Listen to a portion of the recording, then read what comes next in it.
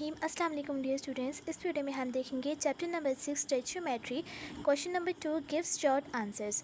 Question number 2 part 1 what is mole? Answer: It is defined as the amount of substance that contains as many particles, atoms, molecules or ions as there are atoms in 12 gram of carbon 12।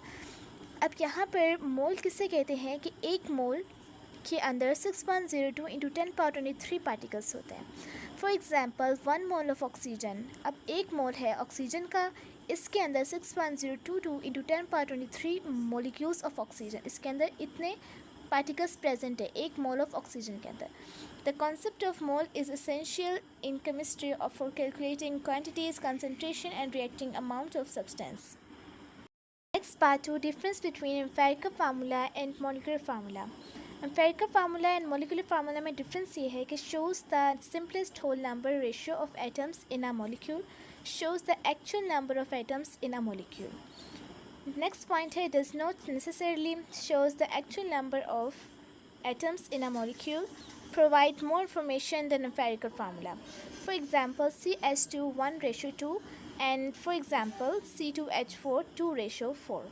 empirical formula for ethene is this, and empirical formula for ethene is molecular formula for ethene is this।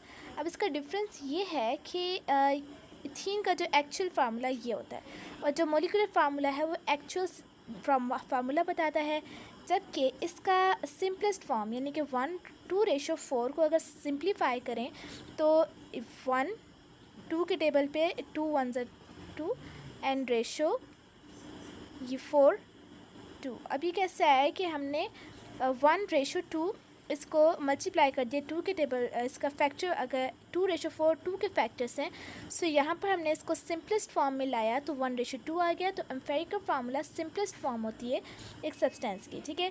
तो यहाँ पर 1:2 है, तो इसलिए empirical formula ethene का ये है और इथेन का ये है, जो कि मॉलिक्यूलर फार्मूला एक्चुअल फार्मूला बताता है और एम्पेरिकल फार्मूला उसका सिंपलेस्ट फॉर्म बताता है।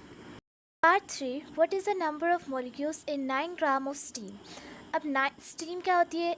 स्टीम जब वाटर को हम बॉयल करें तो उसके जो वेपर्स एवोपरेट करते हैं और स्टीम एक फॉर्म में बन जाती है, यानी कि वाटर्स एवोपरेट होते हैं, उसका जो धुआं होता है उसे स्टीम कहते हैं, ठीक है। तो steam is the gaseous form of water H2O। अब यहाँ पर हम H2O को यूज़ करेंगे क्योंकि ये वाटर ही है steam. Mass of H2O equals to 9 gram. Given है हमें 9 gram mass at molar mass of H2O is equals to 1:2 + 16। अब यहाँ पर कार्बन के 2 एटम्स इसलिए 1:2 किया + 16। अब 18 ग्राम पर mole molar mass of H2O।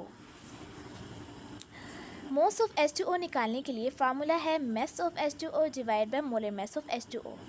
So 9 gram mass divide by molar mass 18 gram पर मोल। अब यहाँ से ग्राम एंड ग्राम कैंसिल हो जाएगा।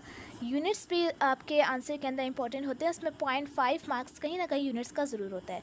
तो 0.5 मोल, ये मोल ऊपर चला गया तो 0.5 मोल आंसर आ गया। अब नंबर ऑफ़ मॉलिक्यूल्स हमने फाइंड आउट करने हैं, तो नंबर ऑफ़ मॉलिक्यूल्स का फार्मूला होता है moles into Avogadro's number, Na Avogadro's number को कहते हैं। सो 0.5 मोल्स ये रहे इंटू 6.02 इंटू 10⁻23 मॉलिक्यूल्स पर मोल। सो यहाँ से मोल्स मोल के साथ कैंसिल हुआ क्योंकि पर मोल -1 + 1 = 0। सो मोल मोल कैंसिल कर दिए एंड मॉलिक्यूल्स, इसको हम कैलकुलेटर पे सॉल्व करेंगे 3.011 इंटू 10⁻23 मॉलिक्यूल्स आंसर आ जाएगा। Part 4 what are the molar mass of uranium-238 and uranium-235?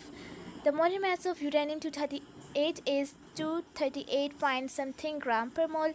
अब मोलर मैस का जो यहाँ यूनिट है ग्राम पर मोल है, हमने सिर्फ ये सिंपल्स के साथ लगा देना है। आगे the molar mass of uranium-235 is 235 ग्राम पर मोल। So to calculate the molar mass you can use the following formula। molar mass equals to proton plus neutron into atomic mass unit। So molar mass निकालने के लिए हम ये formula use कर सकते हैं, but जबकि इस क्वेश्चन में सिंपली हम देख सकते हैं कि ये molar mass of the substance. So ये इसका answer. Question number 5 why 1 mole of hydrogen molecules and 1 mole of hydrogen atom have different masses। अब 1 mole of hydrogen molecule and hydrogen atom one mole एक दोनों का जो different message क्यों रखते हैं ये, जबकि वन मोल अगर हाइड्रोजन का हम ले तो 6.02 × 10⁻23 ही होते हैं पार्टिकल्स, बट यहाँ पे डिफरेंट मैसेज क्यों हैं। अब आंसर है 1 mole of hydrogen molecules H2 contains 2 mole of hydrogen atom as each molecule have 2 atoms. यहाँ पर इसलिए क्योंकि मॉलिक्यूल में अगर आए तो H2 यानी कि H के साथ 2 लगेगा। कहीं भी आपके किसी भी एटम के साथ मॉलिक्यूल लगा हो तो उस एटम के सैम्बल के साथ 2 लगाएंगे, ठीक है। अगर एटम होगा तो उसके साथ सिर्फ हाइड्रोजन का एक सैम्पल लगेगा, सिंपल हाइड्रोजन का सैम्पल आएगा, बट मॉलिक्यूल के साथ H2 यानी कि 2 ज़रूर लगेगा। अब यहाँ पर क्यों है, क्योंकि H2 अब 2 एटम्स आ गए हैं, 2 moles of hydrogen atoms as each molecule have 2 atoms, H2 यानी कि hydrogen and hydrogen, so 2 moles atoms of hydrogen. अब आगे है mass of H2 equals to 2.016 gram per mole as each molecule have 2 protons and 2 electrons. So 1 mole of hydrogen atoms contains 1 mole of hydrogen atom. Mass equal होता है इसका 1.008 gram per mole as it has 1 proton and 1 electron. So ये इसका answer simple सा है कि इसमें molecule के अंदर 2 एटम्स होते हैं और इसके एटम के अंदर वन एटम होता है। इस आज की हमारी वीडियो के क्वेश्चन आंसर्स, अगर आपको वीडियो अच्छी लगी हो तो चैनल को सब्सक्राइब एंड लाइक ज़रूर कर दीजिए, और अगर आपको कोई प्रॉब्लम है तो कमेंट सेक्शन में ज़रूर बताइएगा। मिलते हैं नेक्स्ट वीडियो में। अल्लाह हाफिज़।